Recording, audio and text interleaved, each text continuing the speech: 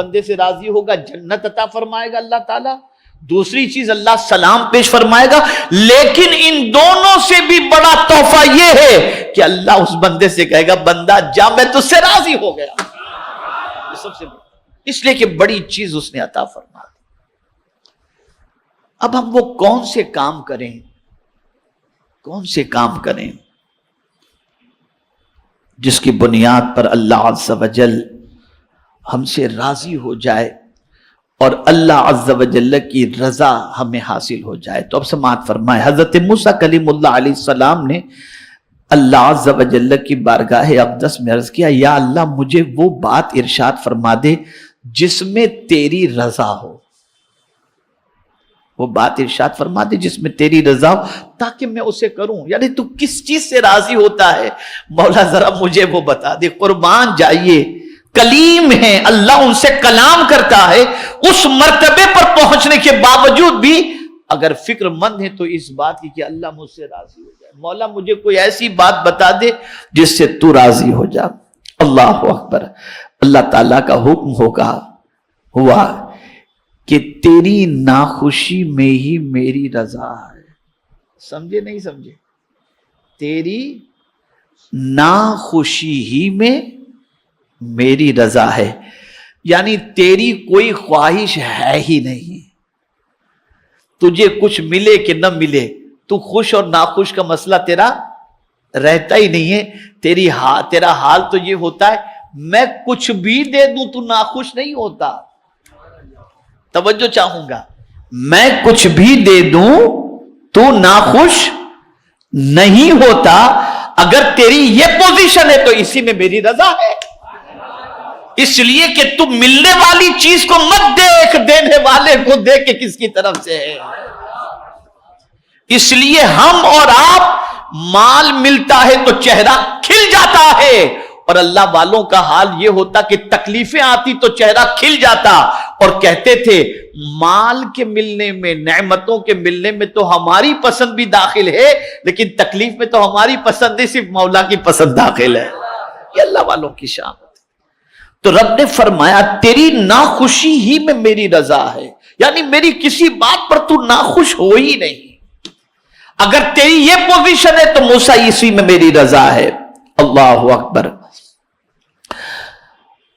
حضرت موسیٰ کلیم اللہ علیہ السلام نے عرض کیا، یا اللہ وہ کون سی بات ہے؟ ارشاد مبارک ہوا میری رضا اس میں رہے کہ تو میری قضا پر راضی رہے، نہ میرے فیصلے پر راضی رہے. حضرت موسیٰ علیہ السلام نے اپنی مناجات میں عرض کیا، یا اللہ تیری مخلوق میں سے تجھے کون سب سے زیادہ محبوب ہے؟ اب دعا فرمائے، اے اللہ بتا تیری مخلوق میں تجھے سب سے زیادہ کون محبوب ہے؟ اللہ تعالیٰ کی طرف سے ارشاد گرامی کہ وہ شخص کہ جس سے میں اس کی محبوب چیز لے لوں، جس سے میں اس کی محبوب چیز لے لوں اور وہ پھر بھی مجھ سے پیار کرے. سبحان. جس سے میں اس کی محبوب چیز لے لوں پھر بھی وہ مجھ سے پیار کرے. اب محبوب چیز کے اندر آپ کچھ بھی سمجھ لگ سکتے ہیں، اولاد ہے، مال ہے، کچھ بھی ہے. جس سے میں اس کی محبوب چیز لے لوں وہ پھر بھی مجھ سے ہی پیار رکھے. پھر حضرت موسیٰ علیہ السلام نے عرض کیا وہ کون لوگ ہیں جن پر تو خفا ہوتا ہے؟ اللہ تعالیٰ نے ارشاد فرمایا کہ وہ لوگ ہیں جو کسی کام میں مجھ سے بھلائی مانگتے رہتے ہیں، جب میں ان کے لیے کوئی حکم کر دیتا ہوں تو وہ میرے اس حکم سے ناراض ہو جاتے ہیں. علاوہ ازیں کہ ایک روایت تو اس سے بھی زیادہ سخت ہے کہ اللہ تعالیٰ ارشاد فرماتا ہے کہ میرے علاوہ کوئی بھی معبود نہیں. اب سنیے گا، یہ ارشاد سنیے گا، امام غزالی رحمت اللہ تعالی علیہ نے اس کو نقل فرمایا، غور سے سنیے گا.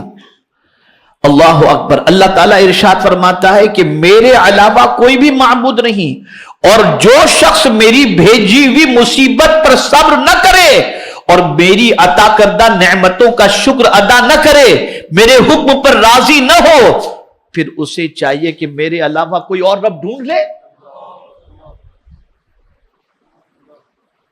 میرے علاوہ کوئی اور معبود ڈھونڈ لے.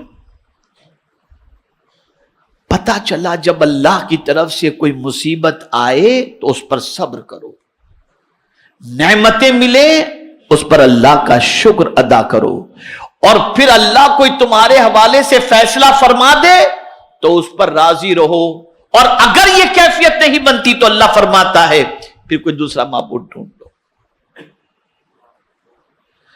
ترکیہ کا زلزلہ ہو، سیریا کا زلزلہ ہو، دنیا میں کوئی بھی چیز ہو، اگر اللہ عز و جل نے چاہا، یہاں تک فرمایا گیا کہ جادو بھی اسی وقت اثر کرتا ہے جب اللہ تعالی چاہتا ہے. اس سے بچنے کا ہمیں حکم دیا، بچنے کے طریقے بتائے، علاج کے طریقے بتائے. میں اس کو ایک مثال کے ذریعے سمجھاؤں گا تو بات اچھی طرح سمجھ میں آئے گی. چھری کا کام کیا ہے بھئی؟ بولیے نا، آپ بولیے، ایک ایسا بولیے کہ مجھے لگے کہ آپ سب سمجھ رہے ہیں، ہے نا؟ چھری کا کام تیز چھری، اس کا کام کیا ہے؟ کاٹنا ہے نا. لیکن کیا بات ہے، حضرت اسماعیل علیہ السلام کے گردن پر چھری کاٹی نہیں؟ تو بات سمجھ میں آئی کہ چھری اسی وقت کاٹ سکتی ہے جب مولا چاہے، وہ نہ چاہے تو چھری بھی نہیں کاٹ سکتی. آگ کا کام کیا ہے؟ حضرت ابراہیم کو جلائی تھی؟ نہیں، آگ باغ میں تبدیل ہو گئی، اس لیے کہ مولا نے نہ چاہا، کچھ نہیں ہوا. اور ایک بندے مومن کو ہمیشہ یہ چاہیے کہ اللہ کا جو فیصلہ ہے مجھے منظور ہے. نہ آپ کے چاہے سے کچھ ہو سکتا ہے، نہ میرے چاہے سے کچھ ہو سکتا ہے، ہوگا وہی جو اللہ چاہتا ہے. وَمَا تَشَاءُونَ إِلَّا أَن يَشَاءَ اللَّهُ، جو اللہ چاہتا ہے وہی ہوگا. تو اللہ کے فیصلے پر راضی رہنے کی کوشش کرنی چاہیے. میرے پیارے آقا صلی اللہ تعالی علیہ وسلم کے پیارے دیوان،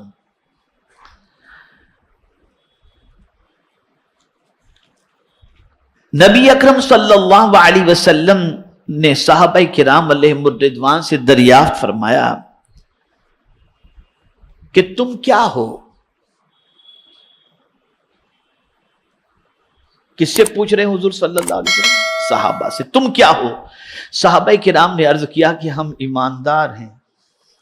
کیا جواب دیا سرکار کو؟ ہم ایماندار ہیں. اب حضور صلی اللہ علیہ وسلم نے فرمایا تمہارے ایمان کی علامت کیا ہے؟ تمہارے ایمان کی علامت کیا ہے؟ عرض کیا. اب دیکھیے ابتدا کہاں سے کرتے ہیں ایمان پر؟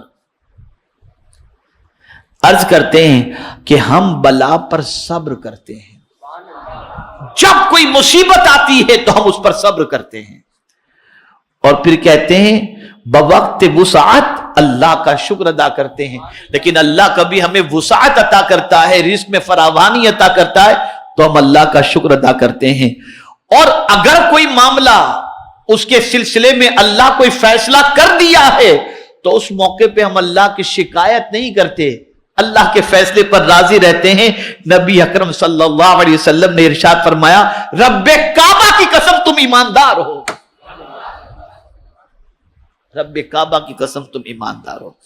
اس پر بہت ساری باتیں ہیں جس پر تذکرہ کیا جا سکتا ہے، جس کا تذکرہ ضروری ہے، لیکن آج میں جو ہے اسی کے ساتھ ساتھ کچھ ایسی باتیں آپ کی سماعتوں کے حوالے کروں گا جس سے آپ یہ پہچان لیں کہ اللہ جب کسی بندے سے بھلائی کا ارادہ کرتا ہے تو اس کے ساتھ کیا سلوک. بیٹا بیٹھ جاؤ، کیا گھومتے ہو ادھر سے ادھر، وہیں بیٹھ جانا چاہیے نا آپ کو. ایک مرتبہ درود شریف پڑھ لیں. اللہم صلی علی سیدنا و مولانا محمد معدن الجود والکرم و آلہ الکرام و ابن الکریم و بارک وسلم صلاة و سلاما علیکہ یا سیدی یا رسول اللہ صلی اللہ تعالی علیہ وسلم. اب جو حدیث سنا رہا ہوں یہ بخاری شریف کی ہے. سوچ درست کر لو، آج سوچ درست کر لو. بخاری شریف کی حدیث ہے، آقائے کریم صلی اللہ علیہ وسلم نے ارشاد فرمایا قال رسول اللہ صلی اللہ علیہ وسلم من یرید اللہ بہ خیرا یصب منہ. آقائے کریم صلی اللہ علیہ وسلم ارشاد فرماتے ہیں اللہ جب کسی بندے سے بھلائی کا ارادہ کرتا ہے. کاہے کا ارادہ؟ بولیے. اللہ جب کسی بندے سے بھلائی کا ارادہ کرتا ہے اس کو مصیبتوں میں گرفتار کر دیتا ہے. یہ بخاری شریف کی حدیث ہے.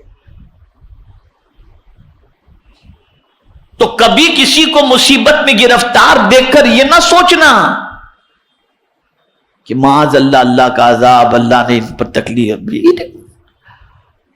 کسی پر عذاب بھی ہوتا ہے،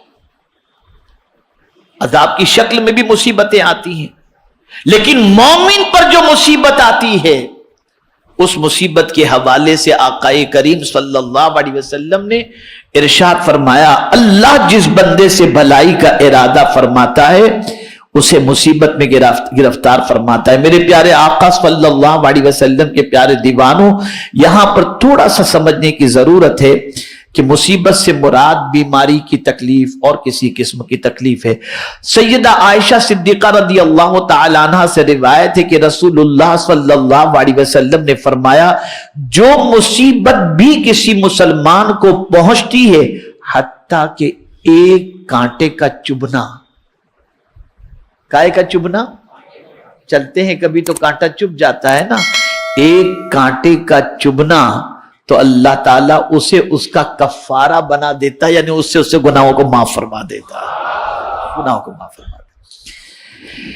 ایک روایت میں آیا ہے کہ نبی اکرم صلی اللہ علیہ وسلم نے فرمایا مسلمان جب بھی کسی تکلیف، بیماری، مصیبت اور غم میں مبتلا ہوتا ہے حتیٰ کہ ایک کانٹا جو اسے چبھ جاتا ہے تو اللہ تعالیٰ اس کے ذریعے اس کی خطائیں معاف فرما دیتا ہے.